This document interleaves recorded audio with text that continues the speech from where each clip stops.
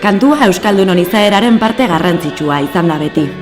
Zenbat kantatu ote dugun bakoitzak mahaiaren inguruan, autoan, dutxan edota mendibuelta batean.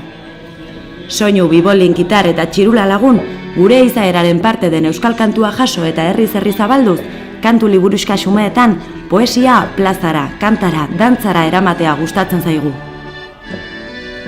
Une ederroiek berreskuratzen saiatzen gara Bentazarreko mutiko alaiak. Horretarako, euskara hutsezko emanaldi ibiltariak egiten ditugu. Transmisio lan horretan, kaleak bete eta barruan dugun poz horrek eztanda egin dezan.